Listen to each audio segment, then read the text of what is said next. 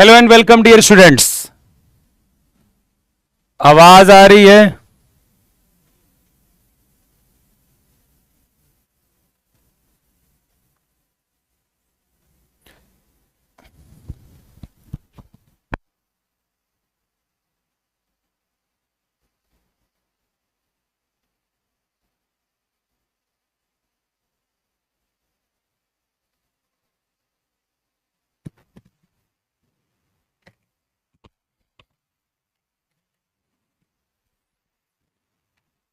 आवाज आ रही है? आवाज आ रही है?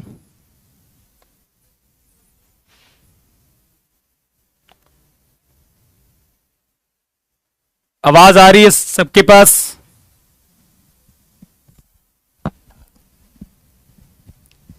आ रही है, चलो ठीक है, अच्छी बात है। तो हम स्ट्रेट लाइन शुरू करेंगे। एक अच्छी मतलब सैटरडे और संडे को, नहीं सैटरडे संडे बोल रहा हूं यार, 9 और 10 को पूरी तरह से मतलब 9 और 10 को इसमें थोड़ा सा डाउट रखिएगा थोड़ी देर के लिए। वो डाउट ये कि यदि कोई मान लो स्टाफ नहीं रहता है तो शायद ये ना हो पाए, लेकिन यदि स्टाफ रहता है तो 9 और 10 को, ठीक है, आपकी मैराथन प्रैक्टिस क्लास होगी। मैराथन प्रैक्टिस क्लास होगी जिसमें मैं कवर कराऊंगा। तो इसमें जो थ्योरी पार्ट जो होगा, हो सके कॉन्सेप्ट पार्ट मैं इतने दिन रोक दूंगा, ठीक है, और आपकी केवल प्रैक्टिस चलेगी 9 और 10 के, ठीक है। नहीं, कल क्लास 6 बजे नहीं हो पाई थी क्योंकि इंटरनेट प्रॉब्लम कर गया था, ठीक है, इंटरनेट प्रॉब्लम कर गया था तो कल 6 बजे नहीं हो पाई थी आपकी क्लास, ठीक है।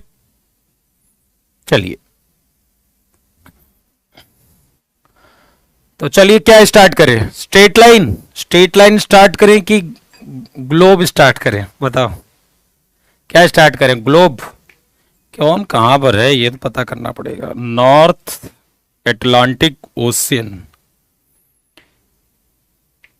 ये जहां तक मुझे पता है ये ब्लू ब्लू क्या है ये, मतलब समुद्र है ब्लू ब्लू। और हमारा भारत किधर है? किधर है? किधर है? किधर है यार? मैंने तो पढ़ा नहीं कभी। ये मिल गया, ये अपना इंडिया, अपना भारत, ये वाला यहां देख रहे हो, ये देखो ये, ठीक है। थोड़ा सा एरिया में हम लोग कम है, जनसंख्या भले ज्यादा है पर एरिया में बहुत कम है, ठीक है। इसमें देखो प्रयागराज दिख रहा है, वाराणसी, लखनऊ, पटना भी दिख रहा है इसमें, यहां पर ये पटना दिख रहा, ठीक है, अच्छी बात है। ये चलो, सर आई नॉट कंफर्म कि मैं लाइव हूं, प्लीज। आशुतोष जी आप लाइव हो? तो स्टार्ट करते हैं आज के सेशन को, और सेशन का नाम जो है वो है स्ट्रेट लाइन। मैंने आपसे कहा था कि आपको कुछ चीजें पढ़कर आनी हैं, तो मैं आशा करता हूं आपने पढ़ा होगा। स्ट्रेट लाइंस सरल रेखाएं,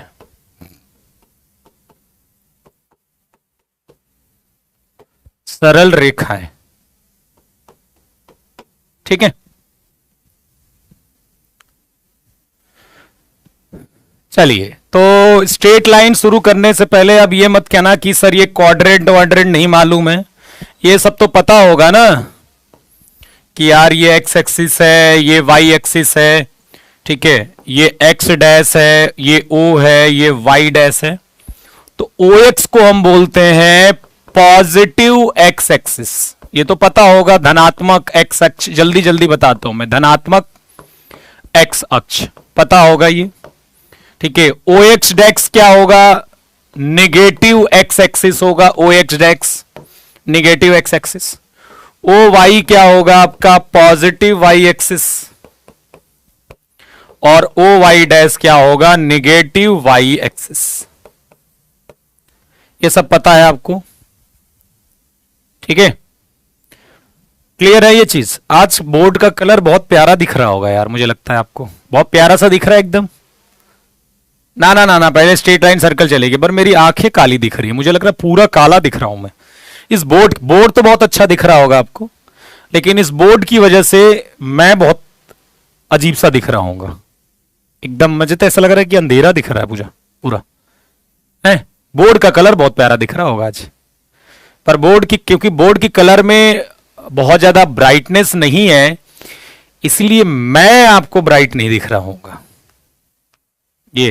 लेकिन बोर्ड का कलर बहुत प्यारा दिख रहा है मुझे स्क्रीन पर, ठीक है। लेकिन बाकी चीजें बहुत धुंधली हो गई हैं। चलो कोई बात नहीं, बोर्ड का कलर आज अच्छा होना चाहिए। तो पॉजिटिव एक्स एक्सिस पॉजिटिव, ठीक है, negative x axis O X dash, और positive y axis negative y axis. ये बात करें तो ये फर्स्ट क्वाड्रेंट होता है, ये मैं कॉम्प्लेक्स नंबर में भी बता चुका हूं आपको, प्रथम चतुर्थांश। क्वाड्रेंट मतलब चतुर्थांश होता है, क्वाड्रेंट मतलब चतुर्थांश होता है, क्वाड्रेंट मतलब क्या होता है, चतुर्थांश। ये आपका सेकेंड होता है, ये थर्ड होता है, ये फोर्थ होता है, ठीक है। यहां प्लस प्लस होता है, यहां पर माइनस प्लस होता है, यहां पर माइनस माइनस होता है, यहां पर प्लस माइनस होता है, ठीक है। चलिए ये समझ में आ गया। अब मेरी बात सुनिएगा ध्यान से, क्योंकि इसकी जरूरत पड़ती है। जैसे मान लीजिए कि एक्स एक्सिस है, वाई एक्सिस है, मैंने ये पॉइंट ले लिया 2,3। इसका मतलब क्या है, ये पॉइंट ले लिया मैंने 2,3, ठीक है। मैंने क्या पॉइंट ले लिया 2,3। इसका मतलब ये हो गया बेटा कि मैंने एक पॉइंट ले लिया 2,3। इसका मतलब क्या होता है कि इसकी जो इससे दूरी होगी, ठीक है, ये दूरी क्या होगी 2 होगी, और ये दूरी क्या होगी 3 होगी। तो मैंने एक पॉइंट ले लिया 2,3, एक पी पॉइंट ले लिया। तो मैंने कहा भाई distance of P, distance of P from, देखो प्रैक्टिस होगी दिवाली की छुट्टी जाने से पहले, एकदम टेंशन मत लीजिएगा, ठीक है। सारे चैप्टर की प्रैक्टिस होगी और अच्छी खासी होगी, इतनी होगी कि आपको संतुष्टि महसूस जरूर होगी। फ्रॉम एक्स एक्सिस और distance of P, distance of P from y axis, ठीक है। एक्स एक्सिस से दूरी, वाई एक्सिस से दूरी। बताइए एक्स एक्सिस से दूरी क्या होगी, वाई एक्सिस से दूरी क्या होगी। तो ये पॉइंट 2,3 है, इसकी एक्स एक्सिस से दूरी वाई वाला कोऑर्डिनेट होगा। क्या होगा, वाई वाला कोऑर्डिनेट होगा। और इसकी वाई एक्सिस से जो दूरी होगी वो एक्स वाला कोऑर्डिनेट होगा। वो क्या होगा, एक्स वाला कोऑर्डिनेट। लेकिन ये ध्यान, ये समझ में आ गया। लेकिन मैं आपसे ये पूछूं, ये तो चलो समझ में आ गया, लेकिन मैं आपसे ये पूछूं कि एक पॉइंट मैंने दे दिया एक्स कॉमा वाई, ठीक है, एक पॉइंट पी है एक्स कॉमा वाई। अब आपको दो चीजें बतानी है, distance of P, distance of P from x axis कितना होगा, और distance of P from y axis, distance of P from y axis, ठीक है। एक्स अक्ष से पी की दूरी, एक्स अक्ष से पी की दूरी, और वाई अक्ष से, वाई अक्ष से पी की दूरी, वाई अक्ष से पी की दूरी, वाई अक्ष से पी की दूरी। तो बताइए कितना हो जाएगा यहां पर। अब एक्स एक्सिस से डिस्टेंस कितनी होगी बेटा, जल्दी बताइए, एक्स एक्सिस से डिस्टेंस कितनी होगी, फटाफट, जल्दी जल्दी जल्दी।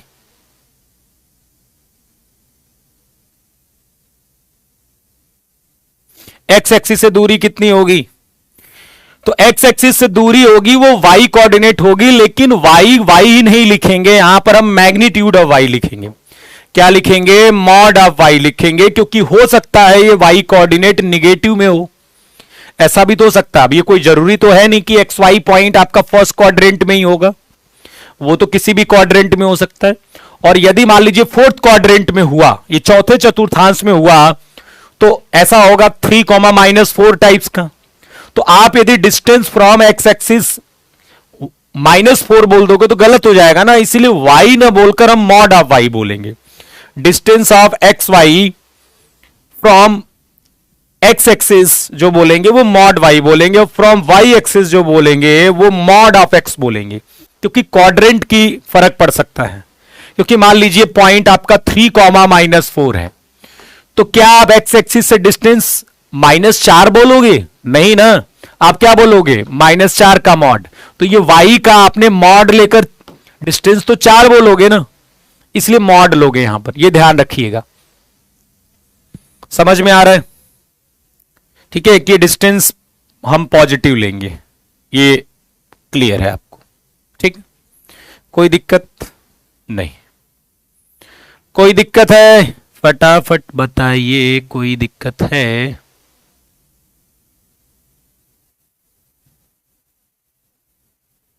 नहीं है? ठीक है, चलो अब हम बात करेंगे इसके बाद distance, distance between two points. ये सब पढ़ते चलिएगा क्योंकि ये वेक्टर 3D में और बहुत जगहों पर इन सब का इस्तेमाल होगा। Distance between two points, distance between two points, इसमें बहुत सारे फॉर्मूले हैं इस चैप्टर में, और थोड़ा बड़ा चैप्टर है ये। दो बिंदुओं की बीच की दूरी, दो बिंदुओं के बीच की दूरी, के बीच की दूरी, डिस्टेंस बिटवीन टू पॉइंट्स। ठीक है, अब ये देखिए ध्यान से, मेरी बात समझिए। जैसे मान लीजिए आपके पास ए पॉइंट क्या है, x1 y1 है, और बी पॉइंट क्या है, x2 y2।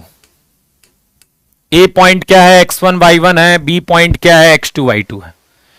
और मैंने कहा भाई ए बी डिस्टेंस बताइए मुझे, तो आप कहोगे ए बी डिस्टेंस क्या होगी, y2 माइनस y1 का whole square plus x2 minus x1 का whole square, x2 minus x1 का होल स्क्वायर। ये हो जाएगा फॉर्मूला। ठीक है, ये हो जाएगा फॉर्मूला। यदि दो पॉइंट दिए गए हैं तो ये हो जाएगा उनके बीच में डिस्टेंस का फॉर्मूला। तो जैसे मान लीजिए मैंने आपको पॉइंट दे दिए 1,2 और दूसरा पॉइंट दे दिया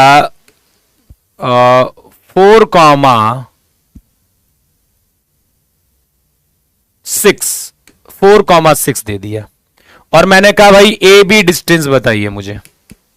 क्या बताइए? ए बी डिस्टेंस बताइए। तो ए बी डिस्टेंस कितनी होगी? अंडर रूट ऑफ, चाहे 1 - 4 करे चाहे 4 - 1 करे, वैसे भी स्क्वायर करना है हमें, 6 - 2 का होल स्क्वायर। कितना हो जाएगा? अंडर रूट 9 और ये 16 बराबर 5, बराबर 5 ए बी डिस्टेंस।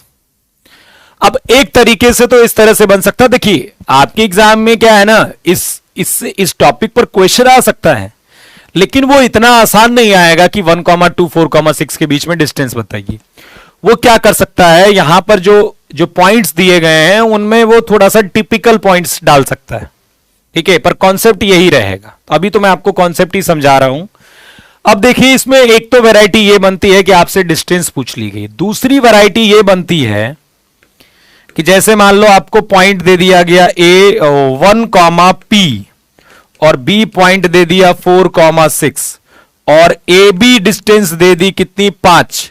तो फाइंड आपको बताना है P। आपको क्या बताना है? P के बारे में बताना है। भाई ए पॉइंट दे दिया 1, P, बी पॉइंट दे दिया 4,6। ठीक है, और आपको क्या बताना है? ए बी डिस्टेंस बताना है। सर ए बी 5 दिया गया, आपको P बताना है, तो आप क्या करोगे? एक वेरिएबल की वैल्यू पूछी है, तो जो दिया है कि ए बी पी के बराबर है, 5 के बराबर है, आप 5 के बराबर कर दीजिए, वहां पर P अननोन मिलेगा, P की वैल्यू मिल जाएगी। तो यह भी एक तरीका है कि आप क्या कर लीजिए, इस डिस्टेंस को 1 - 4 का स्क्वायर प्लस P - 6 का होल स्क्वायर बराबर यहां 5 कर लीजिए, और यहां से आप क्या निकाल लीजिए, यहां से आप P निकाल लीजिए, यहां से क्या निकाल लीजिए, आप P निकाल लीजिए। ठीक है, यहां से क्या निकाल लीजिए, P निकाल लीजिए। ठीक है, चैट नहीं चल रही है क्या? ठीक है, 1 मिनट।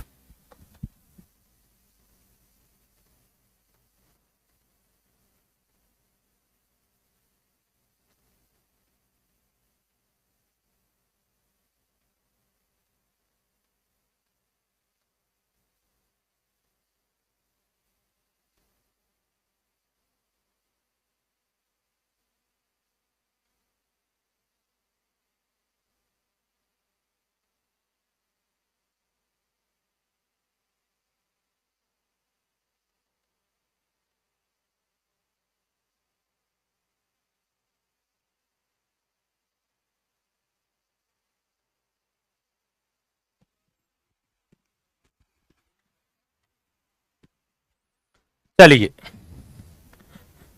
तो P का मान तो आ जाएगा, कोई दिक्कत वाली बात नहीं है। तो ये डिस्टेंस फॉर्मूला हो गया।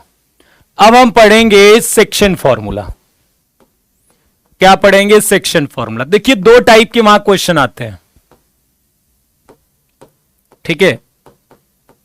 दो टाइप के क्वेश्चन आते हैं। कौन से दो टाइप के? कि एक तो आपसे डिस्टेंस पूछ सकता है, ठीक है। P प्लस पी क्या है? कहां P प्लस पी? एक तो डिस्टेंस आपकी जो है ना, एक तो डिस्टेंस जो है वो पूछ सकता है। दूसरा एक किसी वेरिएबल की वैल्यू पूछ सकता है। हो सकता है वो क्या कर दे, एक कोई चीज वेरिएबल अननोन कर दे और डिस्टेंस दे दे और उसकी वैल्यू पूछ सकता है। तो एक दो तरीके के इस तरह के क्वेश्चंस बनते हैं, ठीक है। अब हम बात कर लेते हैं सेक्शन फॉर्मूला के बारे में, ठीक है। सेक्शन फॉर्मूला के बारे में, सेक्शन फॉर्मूले में दो चीज आती है। एक इंटरनल आता है, इंटरनल डिवीजन, और एक आता है एक्सटर्नल डिवीजन। एक आएगा इंटरनल डिवीजन और एक आएगा एक्सटर्नल डिवीजन, ठीक है। इंटरनल डिवीजन, एक्सटर्नल डिवीजन, ये अंतः विभाजन होगा। चैट नहीं चल रही है क्या? ठीक है, क्यों? बाय विभाजन,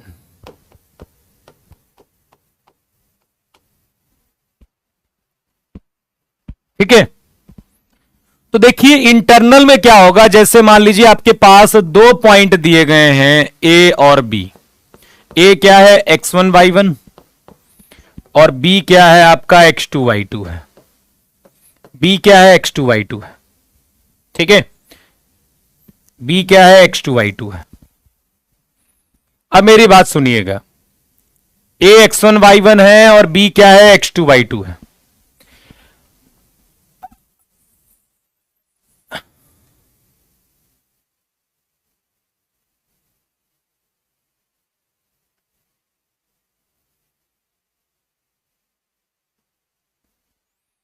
ठीक है। अब एक कोई पॉइंट ले लेता हूं, मान लीजिए मैंने एक पॉइंट P ले लिया जिसके कोऑर्डिनेट एक्स वाई हैं।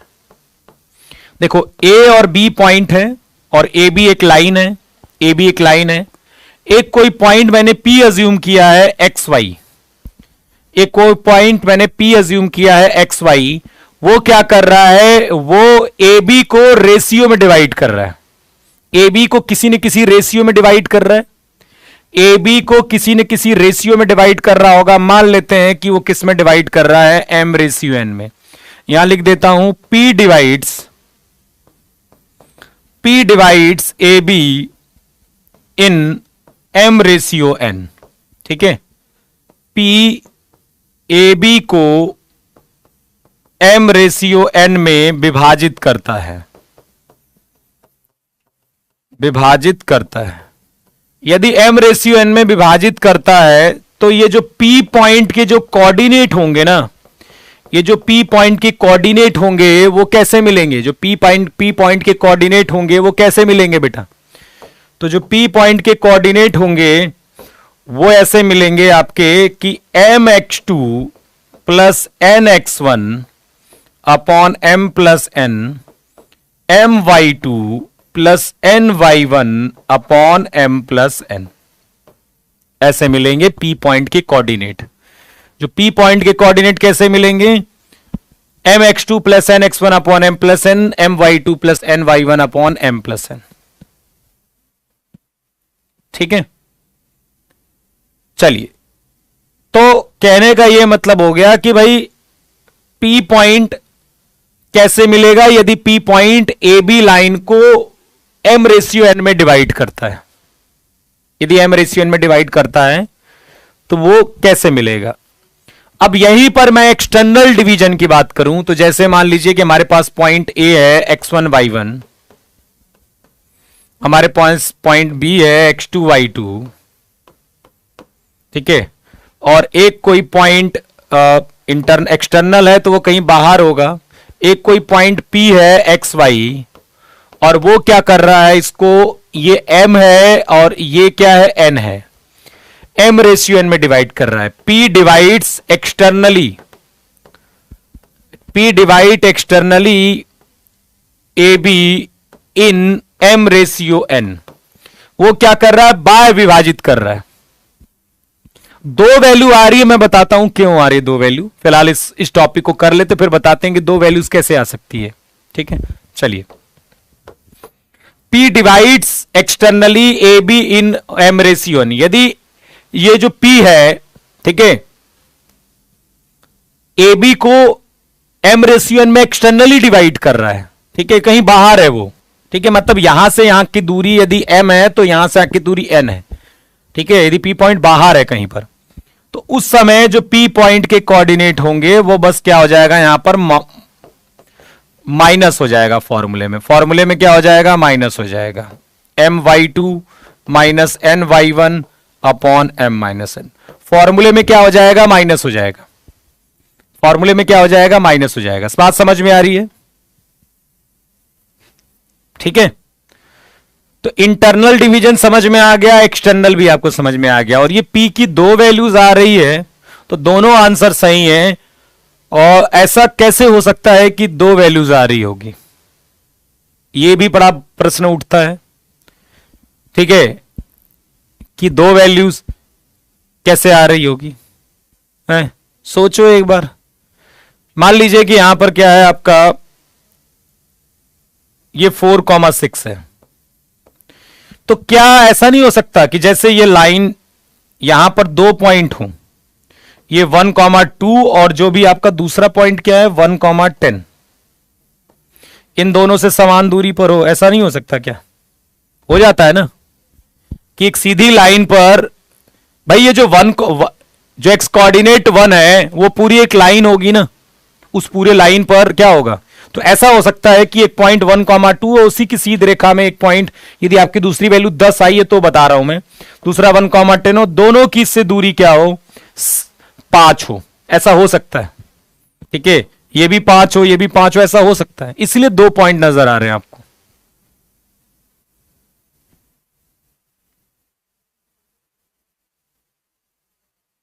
ठीक है,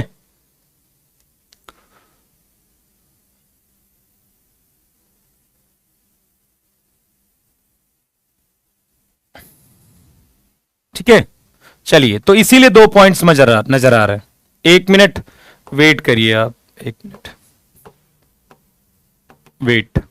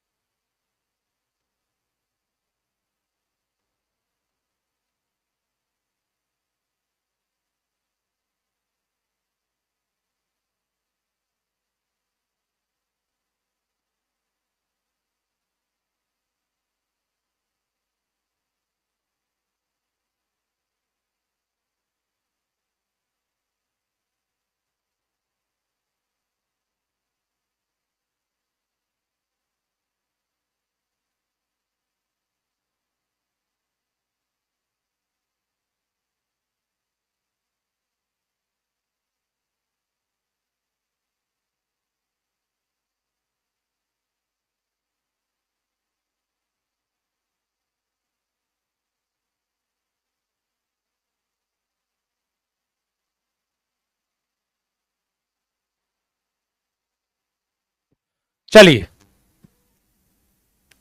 तो सेक्शन फॉर्मूला हो गया आपके पास। अब एक बात बताइए, यदि ये दो पॉइंट आपके पास हैं, ए x1 y1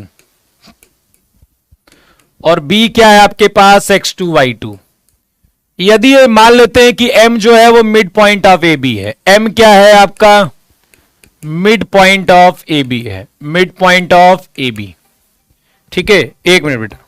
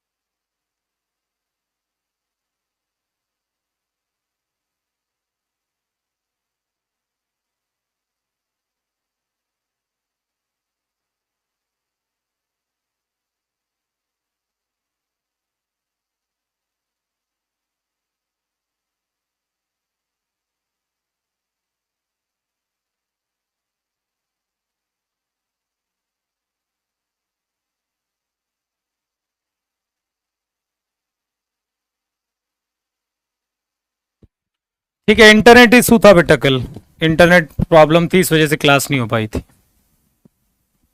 ठीक है, तो मिड पॉइंट, यदि हम mid point of A B है, ए बी का मध्य बिंदु है, ए बी का क्या है, मध्य बिंदु है, ए बी का मध्य बिंदु है।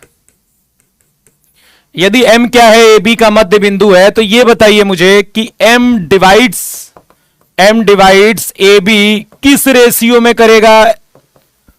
यदि m ए बी का मिड पॉइंट है तो वो किस रेशियो में डिवाइड करेगा,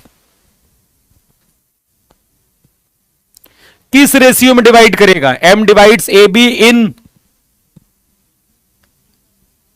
ठीक है, आप लोग को जो भी समस्या हो ना, तो जो कमेंट सेक्शन बना है ना, कमेंट जो होता है उसमें सब लिख दीजिएगा आप लोग। ठीक है, एक साथ सब जो वीडियो है इसके जो कमेंट आता है ना, उसमें सब लिख दीजिएगा, ये प्रॉब्लम है, ये प्रॉब्लम आ रही है। ठीक है, तो फिर हम इसको मैं आगे दिखा पाऊंगा। ठीक है, जो भी काम करते हैं इस पर लोग। ठीक है, तो कमेंट सेक्शन में सब लोग लिख देना आज की वीडियो के। ठीक है, सब जितनी भी समस्याएं आपके पास। m डिवाइड्स ए बी इन 1:1। किस रेशियो में होगा, 1:1 में होगा, क्योंकि दोनों डिस्टेंस सेम होगी। तो 1:1 होगा, तो जो पिछला वाला फॉर्मूला था, ये वाला जो फॉर्मूला है, वहां पर m और n की वैल्यू क्या डाल दोगे, 1, तो आपको मिड पॉइंट मिल जाएगा। तो मिड पॉइंट के जो कोऑर्डिनेट होंगे वो x1 प्लस x2/2 होगा और y1 प्लस y2/2 होगा। x1 प्लस x2/2 होगा, y1 प्लस y2/2 हो जाएगा। ये आपके मिड पॉइंट के, ये मिड पॉइंट का फॉर्मूला आ जाएगा। ये कितना आ जाएगा, मध्य बिंदु का फॉर्मूला x1 प्लस x2/2। इसमें थोड़ी थ्योरी बहुत ज्यादा है बेटा। ठीक है, चलिए अच्छा ये बताइए कि जैसे मान लीजिए कि मैंने एक ट्राइंगल दे दिया,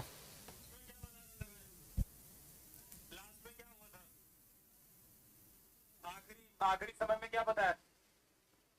ठीक है, a x1 y1 और b x2 y2 और c x3 y3। नहीं, चलो ये मैं काम करता हूं, ये नहीं, पहले मैं आपको ट्राइंगल के बारे में बता देता हूं। अब ये रहने दो, ट्राइंगल पहले देख लो। ट्राइंगल ये सब पता होना चाहिए। ट्राइंगल कैसे, कितने होते हैं, त्रिभुज कई टाइप्स के होते हैं, त्रिभुज।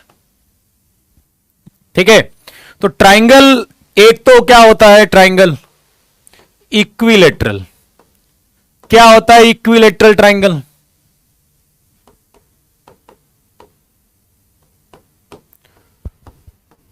समबाहु त्रिभुज। क्या होता है इक्विलेटरल ट्राइंगल, इक्विलेटरल ट्राइंगल क्या होता है, तो आप कहोगे कि A B C, A B बराबर बी सी बराबर सी ए यदि है, तीनों साइड्स इक्वल हैं। ठीक है, ऑल साइड्स आर इक्वल, सभी भुजाएं क्या होती हैं, बराबर होती हैं। खासियत क्या होती है इक्विलेटरल ट्राइंगल की, कि सभी भुजाएं क्या होती हैं, सभी भुजाएं बराबर होती हैं। ठीक है, सभी भुजाएं क्या होंगी, बराबर होंगी। ठीक है, हाँ 2D बेटा। तो यदि ए बी सी क्या है, इक्विलेटरल ट्राइंगल है, तो ए बी बी सी सी ए क्या होंगे, बराबर होंगे। ये सारे एंगल 60 डिग्री भी होंगे, सारे एंगल क्या होंगे, 60 डिग्री भी होंगे। ठीक है, इसके बाद दूसरा नंबर आता है आइसोसेलेस का, जिसे बोलते हैं समद्विबाहु त्रिभुज। क्या बोलते हैं, समद्विबाहु त्रिभुज, समद्विबाहु त्रिभुज, आइसोसेलेस ट्राइंगल, समद्विबाहु त्रिभुज। अब यहां पर क्या होता है कि 2 साइड्स आर इक्वल, दो भुजाएं, ये सब इस्तेमाल होते हैं। ठीक है, क्वेश्चन में 2 साइड्स आर इक्वल, दो भुजाएं बराबर होती हैं, दो भुजाएं क्या होती हैं, बराबर होती हैं। अब कोई भी दो हो सकती हैं। ठीक है, तीसरा एक होता है स्केलन ट्रायंगल, स्केलिन ट्रायंगल, जिसे बोलते हैं विषमबाहु, विषमबाहु त्रिभुज।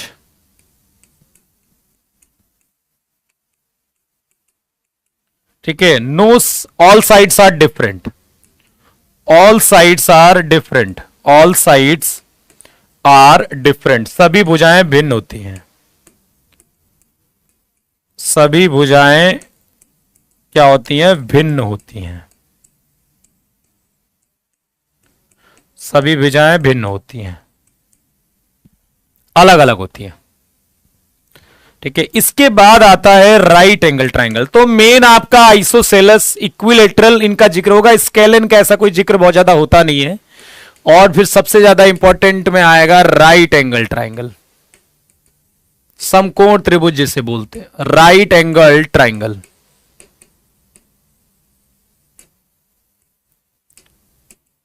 समकोण त्रिभुज। अब समकोण त्रिभुज में क्या क्या होता है, तो देखिए एक 90 डिग्री आपको मिलेगा देखने को, जैसे ये ए है, बी है और सी है। ठीक है, एक 90 डिग्री होगा एंगल। और फिर ऐसा बोल सकते हो कि angle A plus angle C भी क्या हो जाएगा, 90 डिग्री हो जाएगा, क्योंकि तीनों को जोड़ने पर 180 होगा, और एक बी 90 है तो फिर वो भी 90 होगा। एक और चीज होती है जो पाइथागोरस थ्योरम होती है इसमें, कि ए सी स्क्वायर बराबर A B square plus B C square होगा। ठीक है, कोण का स्क्वायर बराबर लंब स्क्वायर प्लस आधार स्क्वायर, एच स्क्वायर बराबर P square plus B square, ये भी हो जाएगा इसमें 90 डिग्री। और भी बाकी चीजें हम पढ़ेंगे इसमें, पर अभी मेन चीजें हम जो पहले से पढ़ते आए हैं, ठीक है, उस पर हम बात कर रहे हैं कि भाई यहां पर क्या होगा कि एक, ठीक है, याद रखिएगा कि हाइपोटेनस के सामने, एच के सामने वाला, एच के सामने वाला एंगल, एच के अपोजिट एंगल 90 डिग्री होता है। ठीक है, हाइपोटेनस के जो अपोजिट होगा ना, से सामने, हाइपोटेनस उसके सामने वाला जो एंगल होगा वही 90 डिग्री होता है। ठीक है, समझ रहे हो मेरी बात को? तो ये समझ में आपको आ गया कि ट्रायंगल वायंगल ये सब तो आ ही गया। अब हम बात करेंगे इसमें, ठीक है, सेंट्रॉइड के बारे में। देखो यही चीज मैंने आपको कहा था ना कि ये कॉम्प्लेक्स नंबर में जिक्र हो रही थी, सेंट्रॉइड के बारे में, केंद्रक जिसे बोलते हैं। लेकिन उसके पहले एक चीज जानना जरूरी है कि यार मीडियन क्या होती है, मीडियन, माध्यिका क्या होती है, मीडियन, मीडियन क्या होती है, माध्यिका। तो मीडियन की हम बात करें तो क्या पता है हमें मीडियन, एक ट्रायंगल है ए बी सी, यहां से मैंने क्या कर दिया, एक लाइन खींच दी। If A D divides B C, या फिर ऐसे बोल सकते हैं, if D is the mid point of if D is mid point of B C, यदि ये डी जो है वो बीसी का क्या है, मिड पॉइंट है, ठीक है, देन आप एडी को क्या बोलोगे, मीडियन। एडी को क्या बोल दोगे, मीडियन बोल दोगे, एडी को क्या बोल दोगे, मीडियन। ठीक है, यदि डी बीसी का मिड पॉइंट है तो आप एडी को मीडियन बोलोगे। तो इसका मतलब है मीडियन का काम क्या होता है, अपोजिट साइड को दो पार्ट में डिवाइड कर देना। तो ये भी एक मीडियन होगी, ये मिड पॉइंट हो जाएगा। तो बी ई जो है वो मिड पॉइंट क्या है, ई जो है वो मिड पॉइंट ऑफ ए सी है, इसीलिए आप क्या कर दोगे, बीई जो है वो मीडियन है। ठीक है, तो 3 मीडियन होगी कहने का मतलब है। ठीक है, तो सेंट्रॉइड के बारे में यदि हम बात करें, सेंट्रॉइड केंद्रक की बात करें तो जैसे मान लीजिए कि हमारे पास ये ट्राइंगल है, ठीक है। तो सेंट्रॉइड क्या होता है? ये केंद्रक होता है, ये क्या होता है? तो ये होता है पॉइंट ऑफ इंटरेस्ट। देखो इसमें कितनी मीडियन होंगी? 3 होंगी। एक ये होगी मीडियन, एक ये मीडियन होगी और एक ये मीडियन होगी। ये 3 मीडियन होंगी। तो ये तीनों मीडियन कहीं पर मिल रही है ना, ठीक है। तो पॉइंट ऑफ इंटरसेक्शन,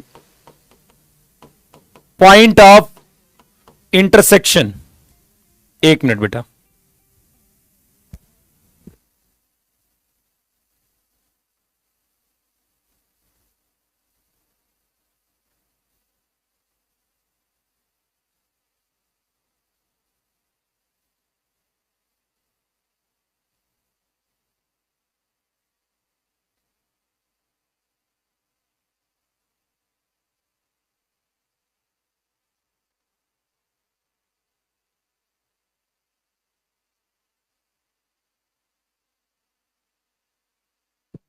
ठीक है। Point of intersection of, point of intersection of medians, माध्यिकाओं का प्रतिच्छेदन बिंदु, माध्यिकाओं का प्रतिच्छेदन बिंदु, प्रतिच्छेदन बिंदु, जहां पर मीडियन आपस में मिलती हैं, ठीक है। जहां पर आपस में मीडियन मिलती हैं उनको हम क्या बोलते हैं? पॉइंट ऑफ, मतलब वो होता है centroid, point of intersection of medians, माध्यिकाओं का प्रतिच्छेदन बिंदु, ठीक है। वही होगा आपका, यही होगा, इसी को जी से डिनोट करते हैं, ठीक है। ओके, तो इसका नाम दे देते हैं, जैसे ये ई हो गया, एफ हो गया, जी हो गया। तो कुछ प्रॉपर्टी भी आप नोट कर लीजिए कि जी डिवाइड्स, जी क्या है आपका? सेंट्रॉइड है। जी क्या है? सेंट्रॉइड है। तो जी डिवाइड्स ए ई, ये जो जी होगा वो ए ई को क्या करेगा? इन 2:1, 2:1 में डिवाइड करेगा, और ए ई को नहीं, सारी मीडियन को, ठीक है। जी डिवाइड्स, यदि मैं बोलूं बी एफ इन 2:1, जी डिवाइड्स, ठीक है, सी जी, सी जी इन 2:1, ये 2:1 में डिवाइड करेगा। कहने का मतलब है कि यदि, ठीक है, इसका कहने का मतलब है कि इफ ए जी बराबर, यदि मान लीजिए ए जी आपका 4 है तो जीई कितना होगा? जल्दी बताओ मुझे। इफ, ठीक है, बीजी जो है वो 10 है तो जीएफ कितना हो जाएगा? बताओ, जल्दी बताओ। यदि हम इस प्रॉपर्टी को फॉलो करें कि जो डी डिवाइड्स ए इन 2:1, इसका मतलब इससे क्या समझ में आया आपको? ये जो जी है वो ए को 2:1 में डिवाइड करता है। तो यदि मैं ए जी को 4 मानता हूं तो जीई कितना हो जाएगा? जल्दी बताओ मुझे, जीई कितना हो जाएगा यदि इस प्रॉपर्टी को हम माने तो?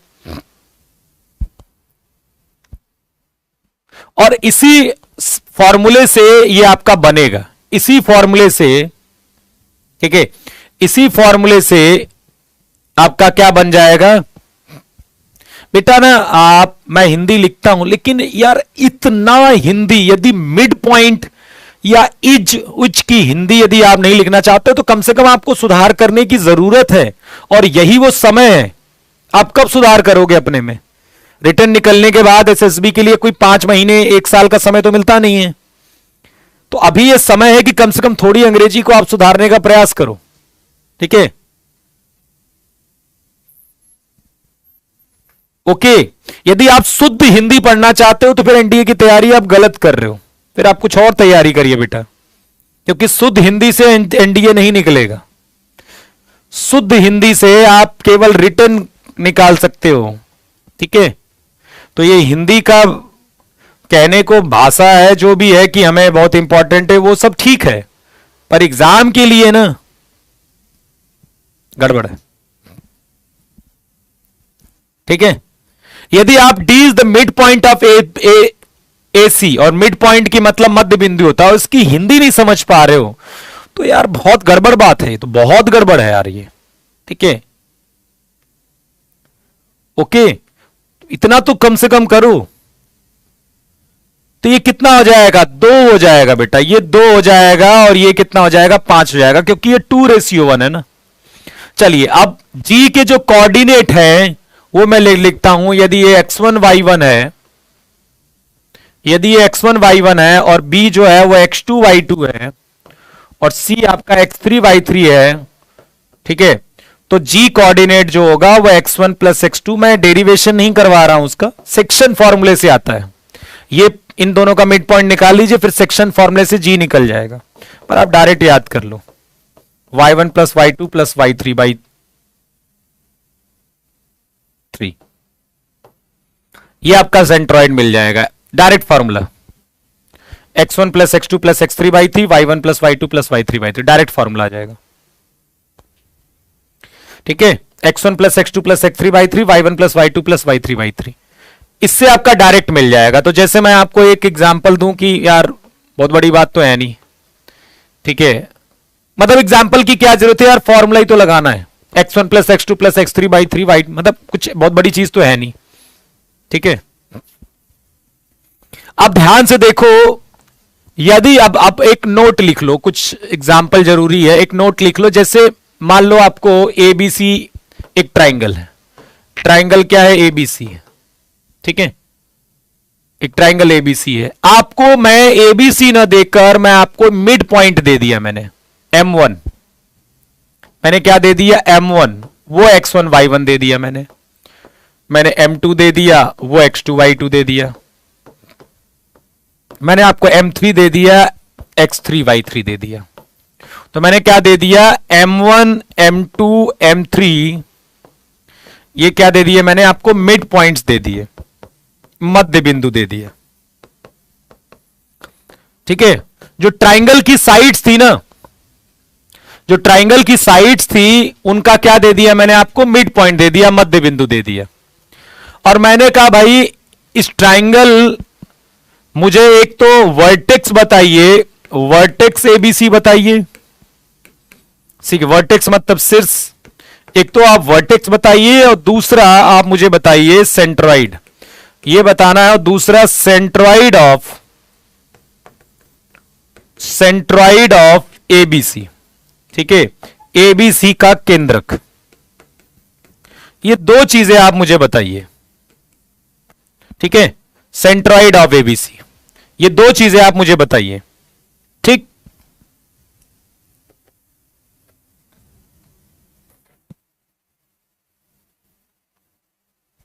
ठीक है,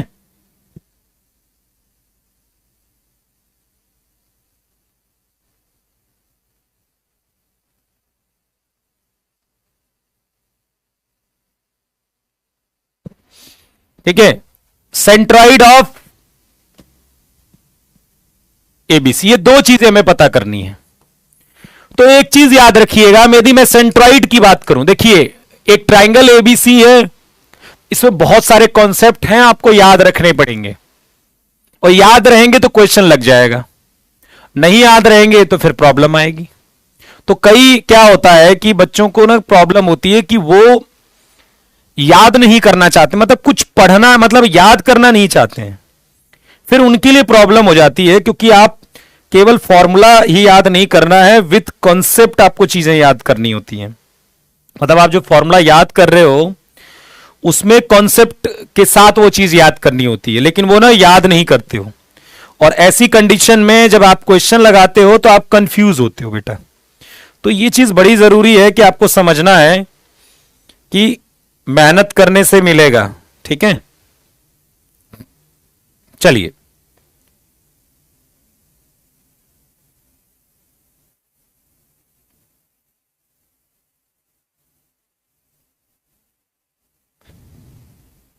ठीक है, हाँ, तो मैं क्या कह रहा था कि सेंट्रॉइड ऑफ ट्राइंगल एबीसी की बात कर रहे थे। तो एबीसी का सेंट्रॉइड जो होगा वो वही होगा सेंट्रॉइड ऑफ जो ट्राइंगल, देखो M1 M2 M3 भी तो एक ट्राइंगल बनाएंगे ना, ये जो M1 है M2 है M3 है, ये भी तो एक ट्राइंगल बना देंगे, ये भी तो एक ट्राइंगल बना देंगे।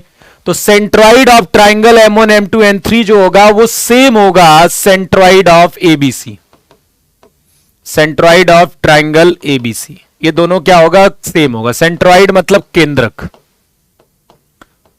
ये क्या हो जाएगा, सेम हो जाएगा। तो पहली चीज तो आप अब इसका तो आप निकाल ही लोगे, ठीक है, समझ रहे हो भाई। M1 M2 M3 दिया है तो आप x1 plus x2 plus x3 by 3, y1 plus y2 plus y3 by 3, ये एक्चुअली में जब इसमें आप फॉर्मूला लगाओगे तो आप कहोगे कि यार ये तो M1 M2 M3 triangle M1 M2 M3 का जो ये सेंट्रॉइड है, लेकिन क्योंकि ये मिड पॉइंट है उस ट्राइंगल के, इसलिए इसका जो केंद्रक होगा, इसका जो सेंट्रॉइड होगा और बड़े वाले जो ट्राइंगल होगा सेंट्रॉइड, वो दोनों सेम होंगे, ठीक है, ठीक। तो ये याद रखना है कि भाई जब अब आपको एबीसी का सेंट्रॉइड चाहिए तो आप x1 plus x2 plus x3 by 3 कर दीजिएगा। तो एक चीज तो मैंने आपको सिखा दी। अब एक और है कि वर्टेक्स कैसे निकालेंगे। यदि आपको मिड पॉइंट दिया गया है तो वर्टेक्स कैसे निकालेंगे, तो उसका भी एक तरीका है। देखिए ए वर्टेक्स कैसे निकालेंगे, इसका देखो ए वर्टेक्स है तो इसके साथ जो साइड्स जुड़ी हुई है ये वाली, इसका एक्स कोऑर्डिनेट इसका एक्स कोऑर्डिनेट जोड़िए, उस सामने वाले का माइनस कर दीजिए। इस ए का एक्स कोऑर्डिनेट मिल जाएगा, ठीक है। और आपको वाई कोऑर्डिनेट चाहिए तो इसका वाई कोऑर्डिनेट इसका वाई कोऑर्डिनेट जोड़िए, सामने वाले का माइनस कर दीजिए। तो y1 plus y2 minus y3। Similarly आपको b निकालना है, सिमिलरली आपको b निकालना है तो b कैसे निकलेगा, इसका ये जो दो साइड्स इसके साथ जुड़ी हैं उनका एक्स कोऑर्डिनेट जोड़िए, x1 प्लस x3 और सामने वाले का, ठीक है, सामने वाले का माइनस कर दीजिए। Similarly y1 plus y3 minus y2 हो जाएगा। और यदि c निकालना है तो इसका एक्स कोऑर्डिनेट जोड़िए x2 प्लस x3 और सामने वाले का माइनस कर दीजिए, y2 प्लस y3 सामने वाले का माइनस कर दीजिए। तो इस तरह से आप वर्टेक्स निकाल सकते हो, इस तरह से क्या निकाल सकते हो, आप वर्टेक्स निकाल सकते हो, ठीक है। क्लियर में बात समझ में आ गई, ओके। के कह रहा है सर हर चीज इंग्लिश में टीचिंग करो, वाओ क्या बात कही है।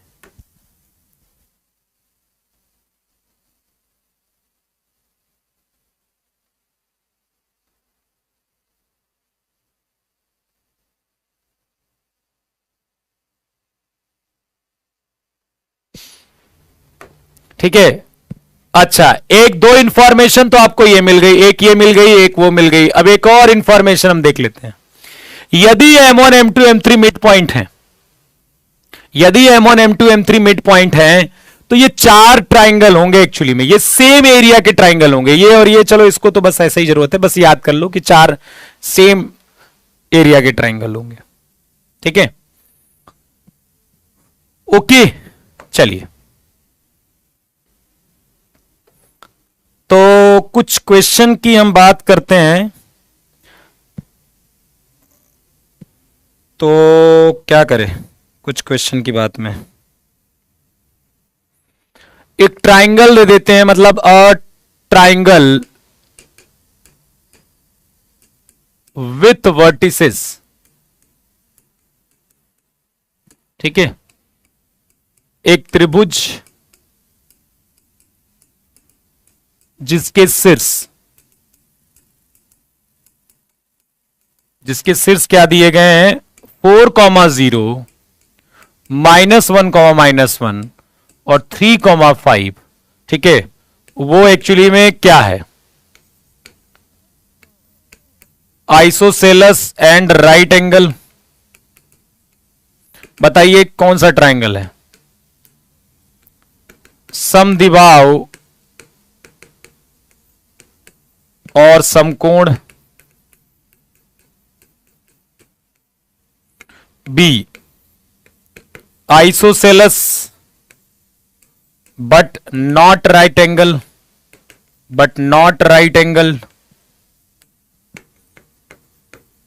समद्विबाहु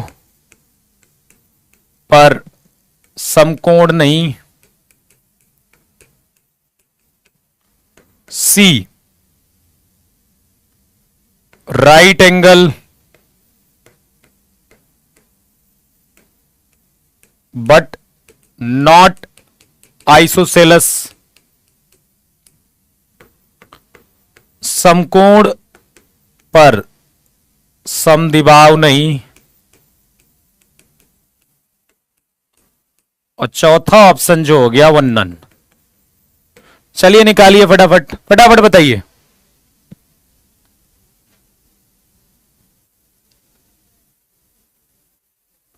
कि कौन कहता है कि आसमान में सुराग हो नहीं सकता, कौन कहता है कि आसमान में सुराग हो नहीं सकता, कौन कहता है सकता एक पत्थर तो तभी, अरे यार ये सब कहा है? मैंने सोचा कुछ अलग बोलोगे यार, वही डायलॉग बाजी कब से चली आ रही है जीवन में। अरे कुछ नया लाओ यार, क्या यार पुराना पुराना है। तबीयत से उछालो और फेंको, क्या है सब। चलो चलिए जल्दी बताइए।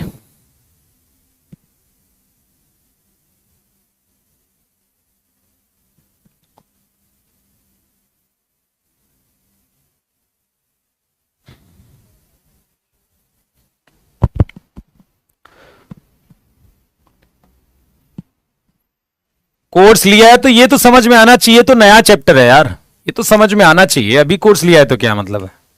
क्या पहली बार वो छक्का नहीं मार सकते क्या? चलो तो आपने क्या किया होगा, ऐसे बनाया होगा, जरूरत तो नहीं है लेकिन चलो अच्छा दिखने के लिए बना देते हैं। ए है, बी है, सी है, तो ए बी निकाला तो कितना बना? 4 + 1 का 5 का स्क्वायर प्लस 1 का स्क्वायर मतलब √26। क्या बात कर रहे हो? हाँ 26 ही होगा। बी सी कितना हो जाएगा? 3 + 1 का होल स्क्वायर प्लस 5 + 1 का होल स्क्वायर, 36 + 16 √52। क्या बात कर रहे हैं? सी ए कितना हो जाएगा? √4 - 3 का होल स्क्वायर प्लस 5 स्क्वायर मतलब √26। क्या बात कर रहे हैं? बी सी स्क्वायर बराबर A B square plus A C square भी हो रहा है, और ए बी और ए सी बराबर भी हो रहा है। इसका मतलब ये आइसोसेलस भी है और राइट एंगल दोनों है। आइसोसेलस भी है और राइट एंगल दोनों है। चलिए एक क्वेश्चन करते हैं। If a vertex of a triangle, if a vertex of a triangle is 1, 1, ठीक है, and midpoints of two sides through this vertex are -1, 2 and 3, 2. Find centroid। अब तो तुरंत आएगा सर, इंग्लिश लिख दिए, हिंदी में लिखिए। आए सर 5 - 1 होगा, आए क्या होगा? कौन सा 5 - 1 होगा? कौन सा 5 - 1? अरे ठीक है जो भी है यार। तुम कौन है? रहे जहे जाएगी राहगीर वहां तक आएगा, तुम दरिया से कहोगे तो नाचेगा, उड़ जाएगा ऊंचा रहे कि नैर कहाँ जाएगा, चल उठा खींच धनुष को बाढ़ फेंकेगा तीर खाएगा। ये सब कहा लिखे हो? ये सब ये सब कुछ ना होता, इन सब से कुछ नहीं होता। ये सब जब अंदर से नहीं रहना तो ये तो फिर वही वाली बात हो गई कि बस हम अच्छी अच्छी बातें कर लेते हैं और करते कुछ नहीं है जीवन में। वो वही वाली बात है। जैसे आप सोचिएगा कि चौराहे पर खड़े होकर सब लोग ये कहेंगे कि ईमानदार होना बड़ी अच्छी बात है, गरीबों की मदद करना अच्छी बात है, सब कुछ है, पर करते तो कुछ ही लिमिटेड लोग हैं, पर बातें सभी लोग करते हैं इस तरह की।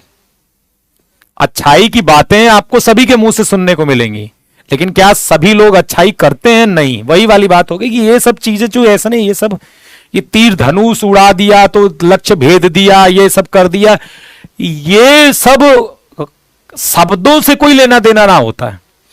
ये बात सत्य है कि आप किसी को देखकर मोटिवेट होते हो, किसी की जर्नी से मोटिवेट होते हो, ये सब तो सत्य है। लेकिन ये धनुष तीर उड़ा दिया और जज, ये सब डायलॉग बाजी से कोई मोटिवेट नहीं होता। ठीक है, उड़ा दिया धनुष नुष और वो तीर उड़ा दिया, आंख में मार दिया और का सब, ये सब पढ़ो लिखो यार, ये सब। ठीक है, चलिए, एक त्रिभुज के शीर्ष 1,1 है। ठीक है, और इस शीर्ष से होकर जाने वाली भुजाओं का, देखो मैं हिंदी बना ले रहा हूं, है तुम यार पता नहीं कौन सी वो हिंदी आती नहीं तुम्हें। भुजाओं का मध्य बिंदु, कौन सी दुनिया से आए हो? Mid points of two sides through this vertex. इस सिर से होकर जाने वाली भुजाओं का मध्य बिंदु -1,2 और तब तक करो सब लोग 3,2 है। तब आपको क्या बताना है? केंद्रक बताना है। क्या बताना है? केंद्रक। चलिए, ओके।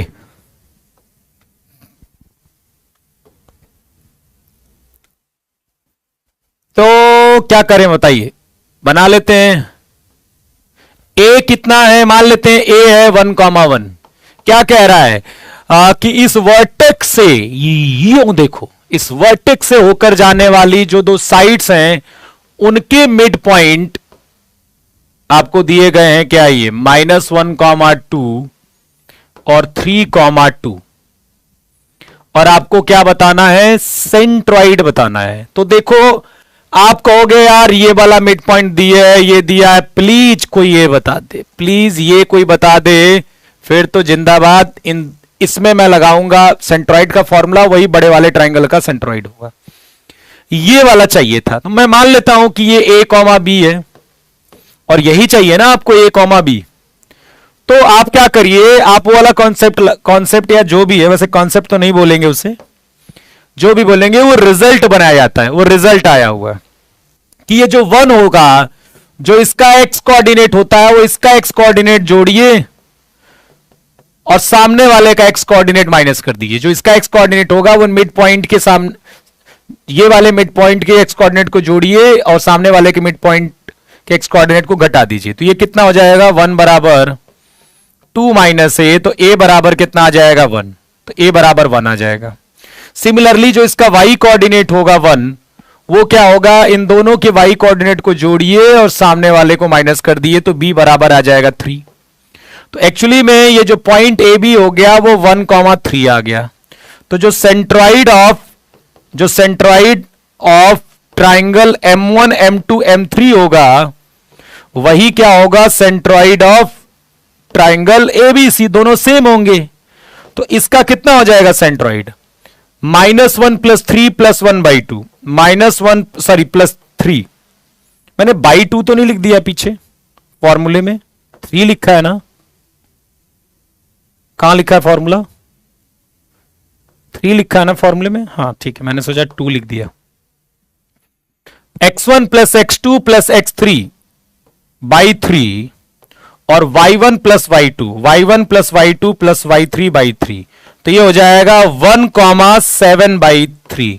1,7/3 आ जाएगा। देखो सबका आ गया, कुछ का गलत भी आया है, 5/3 आया है। ठीक है, तो ये आ जाएगा।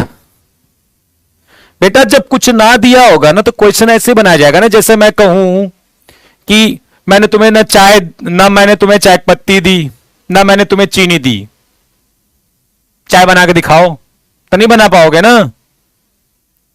तो मैं जब तुम्हें चीजें दूंगा तभी तो तुमसे देखूंगा कि चाय बना पाते हो कि नहीं। जैसे मान लो तुम्हें मैंने चाय पत्ती दे दी और चाय दे दिया, सॉरी दूध दे दिया और गैस दे दिया, तो मैंने कहा चाय बनाओ, तब तो मैं तुम्हें टैलेंट का पूछूंगा ना कि बना पाते हो कि नहीं बना। मैं कुछ दूंगा तो कैसे बना पाओगे? वही वाली बात। तो जब कुछ देगा ही नहीं, जब वो नहीं देगा तो हो सकता हो क्वेश्चन संभव ही ना हो। तो क्वेश्चन जब बनाया जाता है तो ये देखा जाता है ना कि भाई पहले देखो, जब भी कोई बंदा पेपर क्वेश्चन बनाता है नया, तो वो देखता है उसको सॉल्व करके कि क्या सॉल्व करने की पॉसिबिलिटी है कि नहीं है।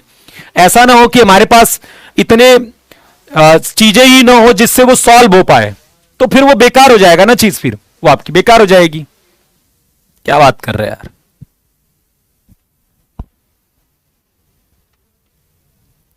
चलिए, तो इतना समझ में आ गया, सेंट्रॉइड समझ में आ गया। अब हम थोड़ा सा, यार मुझे ट्राइंगल के बाद वो बताना चाहिए था। अभी मैं देखो बाकी रोक देता हूं। अभी आपको इन सेंटर वेंटर रोक कर पहले मैं ना क्वाड्रिलेटरल बता देता हूं, फिर आगे बताऊंगा। ठीक है, अभी सेंट्रॉइड ही रहने दो। पहले क्वाड्रिलेटरल बता देता हूं, तब उसको बताऊंगा मैं। क्वाड्रिलेटरल, ठीक है, चतुर्भुज। इसके बाद मैं आपको इन सेंटर वेंट सेंटर सब बताऊंगा। चतुर्भुज, ठीक है।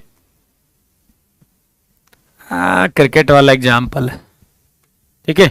अच्छा, ये मैं 2 मिनट बाद आपको बताता हूं। 2 मिनट नहीं, हाँ, 13:12 पर हम मिलते हैं, तो इस टॉपिक को आगे बढ़ाएंगे। ठीक है, 5 मिनट का ब्रेक, थोड़ा सा रेस्ट जरूरी है।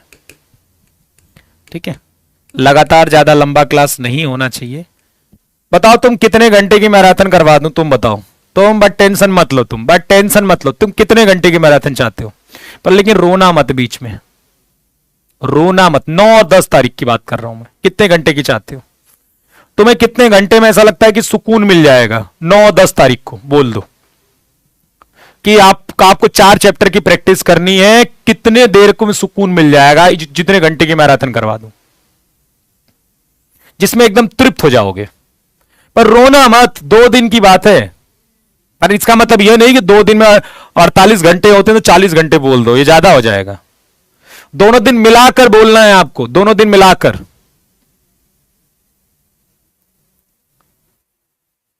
चलिए, मैं बता दे रहा हूं, 10 घंटे की मैं कराऊंगा, दोनों दिन मिलाकर 10 घंटे की। और 10 घंटे में यदि मैं मान के चलूं कि 1 घंटे में मैं कितना भी कम क्वेश्चंस कराऊंगा तो टफ होंगे, थोड़ा सा टाइम लगेगा, लेकिन इजी होंगे तो कितना 13, कम से कम यार 5 मिनट मान के चलता हूं मैं, 12-13 क्वेश्चन तो हो जाएगा। कम से कम 150 क्वेश्चन तो हो जाएंगे, 150 प्लस। लेकिन आप विश्वास करिए, यदि 150 प्लस इन 4 चैप्टर के अच्छे वाले होंगे तो काफी फायदा मिलेगा। 10 से घंटे से ऊपर ही इसको करवाते हैं। ठीक है, कुछ ऐप में करवा देंगे, कुछ यूट्यूब पर करवा देंगे। ठीक है, क्योंकि मैं बता रहा हूं ना, मेरे को खुद संतुष्टि नहीं मिल रही। जब मैंने अभी तक आपको प्रैक्टिस नहीं कराई ना सीक्वेंस क्वाड्रेटिक बाय क्वाड्रेटिक की हो गई है, लेकिन वो मजेदार नहीं है। जब तक वो लगातार ना हो ना, वो ब्रेक लग जा रहा है बीच में, ऐसा लगता है 10-15 क्वेश्चंस कराने के बाद ऐसा लग रहा है ब्रेक लग जा रहा है, वो सुकून नहीं मिल रहा है। मुझे आज अभी तक सुकून नहीं मिला कि मैंने आपको प्रैक्टिस करवाई है। PYQ तो चलता रहेगा, तो जब तक मैं ज्यादा नहीं कराऊंगा ना, मुझे ऐसा लग रहा है मैंने आपको चैप्टर पढ़ाया ही नहीं, अंदर से बड़ा अजीब सा हो रहा। मैं सीरियसली बता रहा हूं, मजाक नहीं कर रहा मैं। तो जब तक मैं आपको ज्यादा नहीं करवाऊंगा ना क्वेश्चन, तो वो अंदर से मुझे ही अजीब सा लग रहा, वो 4 चैप्टर ही रहेंगे। यूट्यूब चैनल आपको डिफेंस कान ग्लोबल स्टडीज, कुछ तो वहां करवा देंगे, कुछ यहां पर करवा देंगे।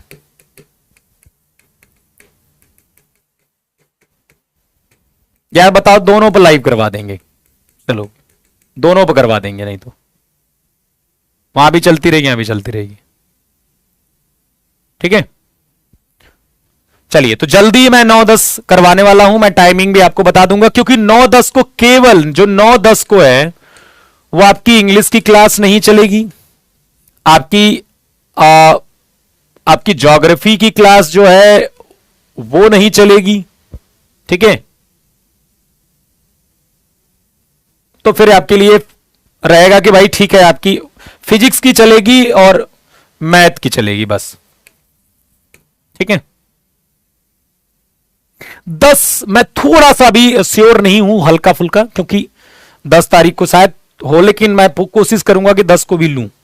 ठीक है, 10 को यदि मान लो बाई चांस नहीं चलती है तो वो 9 को ही लंबी क्लास आपको लेनी पड़ेगी। ठीक है, चलिए। अरे नहीं, अब तो यार क्या बात कर रहे हो। ठीक है, मिलते हैं 13-15 पर। अब बातों में समय में 13-13 कर देते हैं, चलो 13-13 कर देते हैं। ठीक है, चलिए 13-13 मिलते हैं। अब थोड़ा ज्यादा टाइम इसमें हो गया तो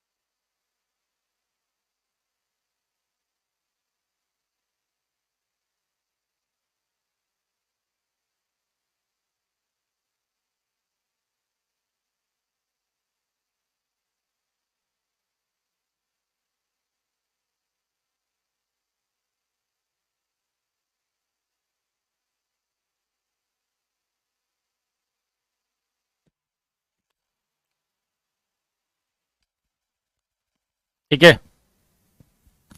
तो यूट्यूब पर करवा दें महा मैराथन, बताओ। चलिए देखते हैं।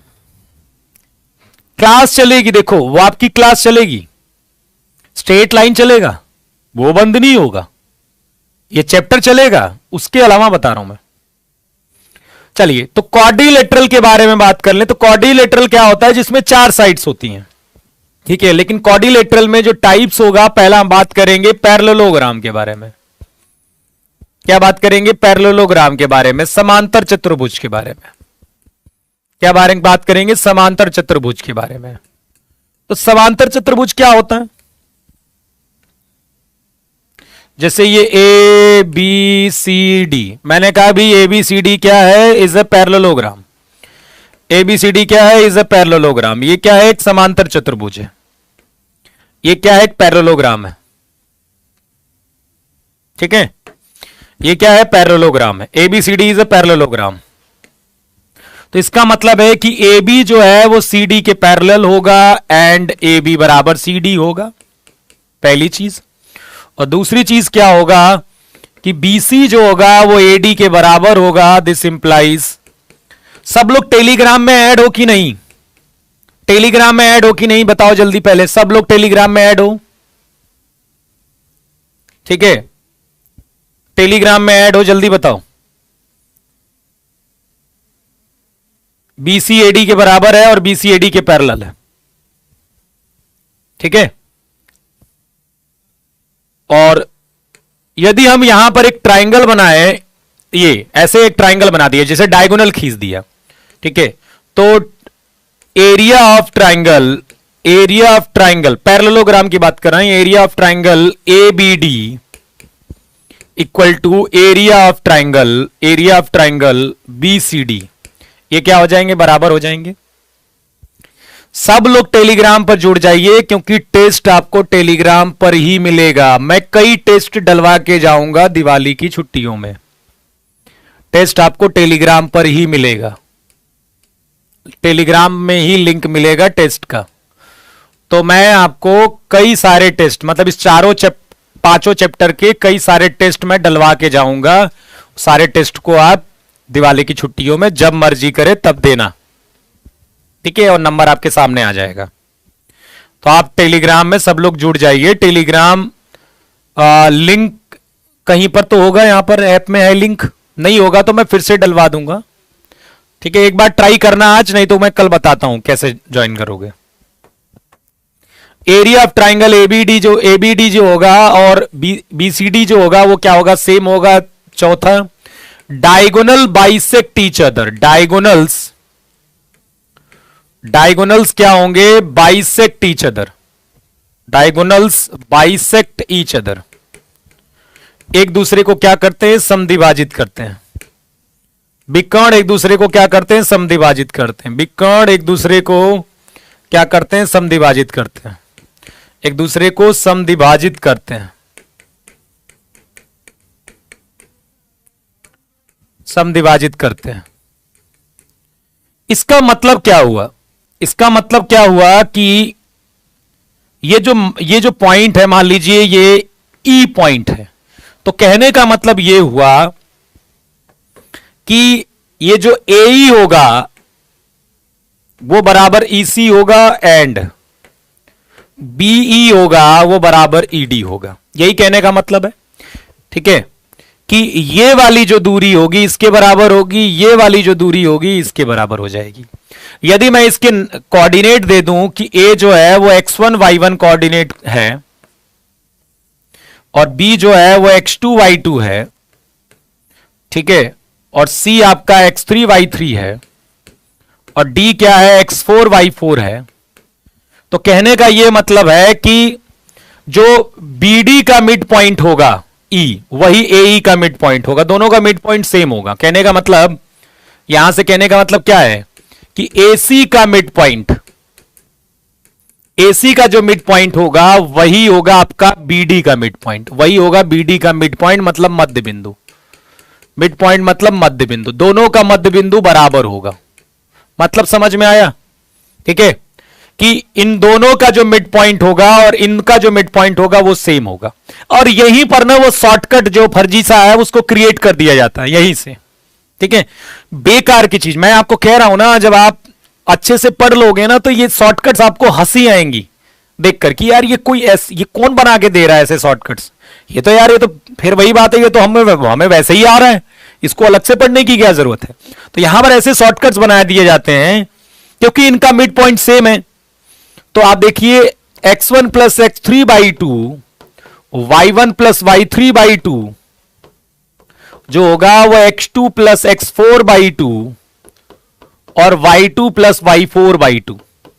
अब देखिए कई बार क्या होता है ना कि आपको ये बोलेगा कि ये पैरेललोग्राम है और कोई एक चीज अननोन दे देगा बेटा, ठीक है, मतलब इन कोऑर्डिनेट में कोई चीज एक अननोन दे देगा और आपको उसके वैल्यू, अब बताइए यदि x3 की वैल्यू निकालना है तो x2 plus x4 minus 2 minus x1 होगा ना, इसी को शॉर्टकट बना दिया गया। तो वो तो ऑटोमेटिक आपको भी समझ में आ रहा है कि ऐसा ही होगा, क्योंकि ये दो दो तो वैसे ही रिजेक्ट हो जाएंगे, दोनों जगहों पर बाई टू है।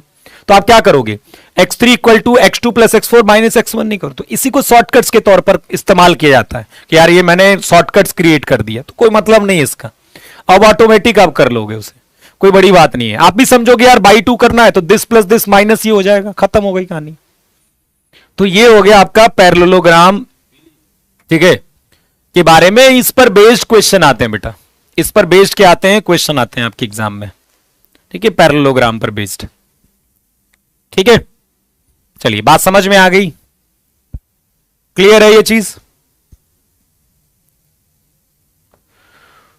उसके बाद देखिए, उसके बाद अगला जो टॉपिक है वो है स्क्वायर, या पहले रेक्टेंगल की बात कर लेते हैं। रेक्टेंगल, आयत क्या होता है, देखो it is also a parallelogram.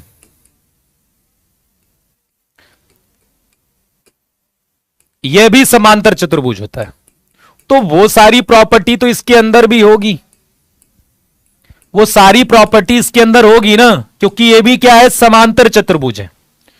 तो वो जो प्रॉपर्टी थी वो सब इसके अंदर होगी। ये भी क्या है, समांतर चतुर्भुज है। ठीक है। दूसरा, अब एक्स्ट्रा क्या होगा इसमें, जैसे ये रेक्टेंगल है, ठीक है, तो क्योंकि ये पैरेललोग्राम है तो फिर ये बोलना कि आमने सामने की साइड्स बराबर होगी, पैरेलल होगी, ये तो ऑटोमेटिक पहले से ही है, क्योंकि पैरेललोग्राम के अंदर तो है ही है ये। एक्स्ट्रा क्या है उस पर हम बात कर लेते हैं। डायगोनल्स, सॉरी, हाँ, और ये सारे एंगल क्या होते हैं, 90 डिग्री, ये भी आपको पता है। सारे एंगल क्या होते हैं, 90 डिग्री होते हैं। सारे एंगल क्या होते हैं, 90 डिग्री। और क्या जरूरी है बताइए। और यहां पर इस केस में डायगोनल्स इक्वल होते हैं। इसमें क्या होते हैं, ये जो डायगोनल्स होते हैं वो इक्वल होते हैं। ए बी बराबर सी डी होता है, ठीक है, सॉरी ए बी बराबर नहीं, ए सी बराबर क्या होता है, बी डी। ये दोनों डायगोनल होते हैं, और डायगोनल क्या होते हैं, इक्वल होते हैं। रेक्टेंगल के केस में डायगोनल्स क्या होते हैं, इक्वल होते हैं। ठीक है। डायगोनल बाइसेक्ट ईच अदर होंगे, वो तो होगा ही होगा। Opposite sides parallel and equal, वो होगा ही होगा, क्योंकि वो तो पैरेललोग्राम में भी होता है। एक्स्ट्रा क्या है कि सारे एंगल 90 डिग्री होते हैं, और एक और एक्स्ट्रा क्वांटिटी है कि डायगोनल्स क्या होते हैं, इक्वल होते हैं। ठीक है। In case of rectangle diagonals क्या होते हैं, विकर्ण बराबर होते हैं, इसकी लेंथ बराबर होती है। डायगोनल्स आर इक्वल, विकर्ण बराबर होते हैं, विकर्ण बराबर होते हैं। यह भी आपको ध्यान रखना है, विकर्ण क्या होते हैं, बराबर होते हैं। ठीक है। चलिए, मैं आशा करता हूं आपको समझ में आ गया ये चीज। ठीक। अब हम बात कर लेते हैं स्क्वायर के बारे में, वर्ग। अब वर्ग की खासियत है कि इट इज ऑल्सो पैरेललोग्राम, तो फिर वो चीज तो होनी है। ठीक है। अब एक्स्ट्रा क्या है इसमें, उस पर बात कर लेते हैं। यदि हम स्क्वायर की बात करें, ए बी सी डी, तो एक्स्ट्रा यही है कि ये सारे 90 डिग्री होते हैं। ठीक है। सारे एंगल क्या होते हैं, 90 डिग्री। एंगल ए बराबर एंगल बी बराबर एंगल सी बराबर एंगल डी बराबर 90 डिग्री। सारे एंगल क्या होंगे, 90 डिग्री, पहली चीज। दूसरा क्या होगा, डायगोनल्स इक्वल इसमें भी होते हैं। ए सी बराबर बी डी, डायगोनल्स इक्वल इसमें भी होते हैं बेटा, डायगोनल्स इक्वल। ठीक है। ये इसमें भी होते हैं। तीसरा, एक और एक्स्ट्रा प्रॉपर्टी इसके अंदर होती है, वो ये होती है कि ये डायगोनल्स 90 डिग्री पर कट करते हैं। भाई डायगोनल्स दो लाइन्स ही तो हैं बेटा, तो दो लाइंस जो हैं वो आपस में क्या है, 90 डिग्री कट करेंगे। जो डायगोनल है आपस में 90 डिग्री बना रहे हैं। ठीक है। Diagonals intersect each other at 90 degree, intersect each other at 90 degree. विकर्ण एक दूसरे को 90 डिग्री पर काटते हैं, एक दूसरे को 90 डिग्री पर काटते हैं, 90 डिग्री पर काटते हैं। तो ये सब की जरूरत पड़ेगी। अच्छा, ये क्या है ना, ये प्रॉपर्टी क्या बच्चे क्या करते हैं, इग्नोर कर देते हैं कि नहीं हमें यार नहीं पढ़ना है यार, ये सब क्या पढ़ा रहे फालतू का, हम तो क्वेश्चन लगाएंगे। ये सबसे बड़ी गलतफहमी है आपकी, क्वेश्चन लगेगा ही नहीं आपसे। डिफेंस खान ग्लोबल स्टडीज बेटा, चैनल का नाम डिफेंस खान ग्लोबल स्टडीज। ठीक है। अभी लगता है कुछ लोगों ने ज्वाइन नहीं किया है।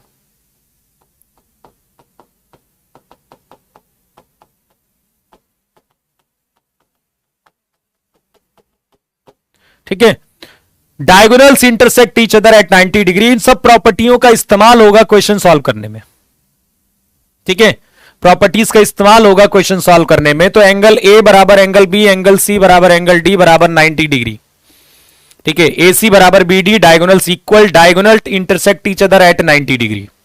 विकर्ण एक दूसरे को क्या करते हैं, 90 डिग्री पर कट करते हैं। यह भी आपको प्रॉपर्टी याद रखनी है। ठीक है। क्लियर, समझ में आ गया। अब हम बात करेंगे किसके बारे में, लास्ट में रोम्बस के बारे में। समचतुर्भुज। अच्छा, सारी साइड्स इक्वल होती हैं, ये शायद मैंने नहीं बताया क्या?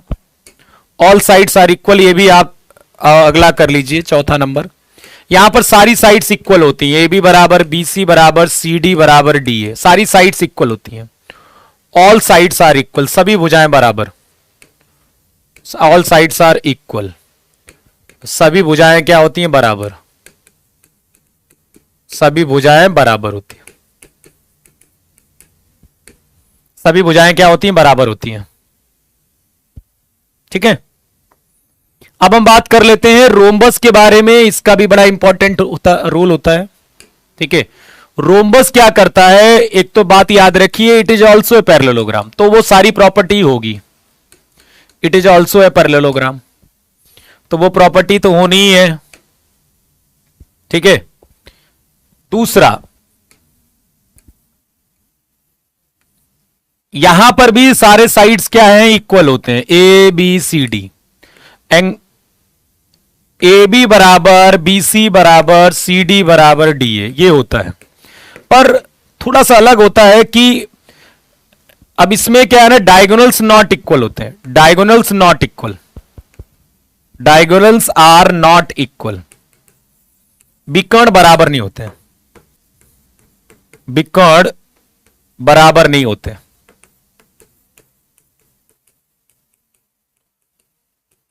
ठीक है, चौथी प्रॉपर्टी क्या होती है कि एक प्रॉपर्टी सेम होती है कि diagonal bisect, diagonal intersect at 90 degree, ये सेम होती है प्रॉपर्टी जो स्क्वायर में भी होती है।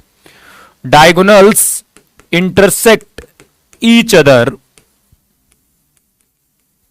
एट 90 डिग्री, ये प्रॉपर्टी सेम होती है। तो मैं अंतर यदि सोचूं कि स्क्वायर और रोम्बस में एक्चुअली में अंतर क्या है, तो एक अंतर तो डायगोनल का है, सबसे मेन डायगोनल का अंतर है, क्योंकि यहां पर इक्वल नहीं होते हैं जबकि स्क्वायर में इक्वल होते हैं। दूसरा अंतर होता है, इसके सारे एंगल 90 डिग्री होते हैं और यहां पर नहीं होते हैं। ठीक है, समझ में? तो ये मेन अंतर है। अच्छा, मैं बात करूं कि स्क्वायर, रेक्टेंगल और स्क्वायर में क्या अंतर है, तो एक तो साइड्स का इक्वल अंतर है और दूसरा अंतर किसका है? साइड्स इसमें सामने सामने की होती हैं, आप सारे होती हैं। सिमिलरिटी क्या है कि यहां भी डायगोनल इक्वल होता है, यहां भी डायगोनल इक्वल होता है। अब अंतर यह है कि यहां पर डायगोनल 90 डिग्री नहीं होते हैं, जबकि यहां पर जो डायगोनल होते हैं वो 90 डिग्री पर होते हैं। ठीक है, तो ये चीज आपको समझनी है थोड़ा सा। ठीक है, ओके, तो आज की क्लास में इतना ही। ठीक है, आप अपनी थ्योरी रिवाइज करिए। ठीक है सब, और हम परसों 9 तारीख को प्रैक्टिस सेशन तगड़ी करेंगे, क्योंकि अभी मैं दिवाली से छुट्टी जाने से पहले मैं आपको प्रैक्टिस सेशन जरूर कराऊंगा, क्योंकि बिना उसके मुझे ऐसा लग रहा है कि मैंने चैप्टर आपको पढ़ाया ही नहीं है, क्योंकि वो फील नहीं आ रहा है। जब तक बहुत ज्यादा क्वेश्चंस हम नहीं करेंगे, जब तक हर वैरायटी पर क्वेश्चंस नहीं करेंगे, तब तक वो कॉन्फिडेंस हमारे अंदर नहीं आएगा। और कॉन्फिडेंस कितनी बड़ी चीज होती है आप जानते नहीं हो। वो कॉन्फिडेंस नहीं, वो तीर मार दिया, आग लगा दी, इन सब से नहीं, जो पढ़ रहे हैं उसकी कॉन्फिडेंस की मैं बात कर रहा हूं। ठीक है, क्योंकि कॉन्फिडेंस का मतलब ये थोड़ा ना है कि मैं कल जाके क्रिकेट खेल लूंगा। बताइए, मान लीजिए मेरे अंदर बहुत कॉन्फिडेंस है, तो कल क्या जाके मैं बुमराह की गेंदों पर छक्के मार लूंगा क्या? अब गणित का कॉन्फिडेंस वहां जाके क्रिकेट में थोड़ा लगेगा, वहां तो धराशायी हो जाऊंगा मैं। तो कॉन्फिडेंस का मतलब होता है कि जिस फील्ड में आप हो, जिस सब्जेक्ट पढ़ रहे हो, जो चीज कर रहे हो, वो कॉन्फिडेंस आपको उस चीज के अंदर कॉन्फिडेंस लेना है।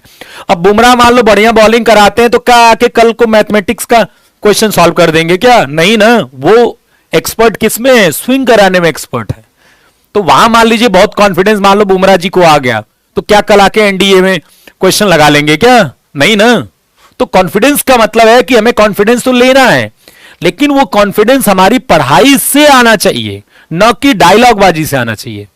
उसका कोई फायदा नहीं होता। आप कॉन्फिडेंस पढ़ाई से लाइए, मेहनत करके लाइए, क्वेश्चन सॉल्व करके लाइए, इस कॉन्फिडेंस का फायदा एग्जाम में होता है।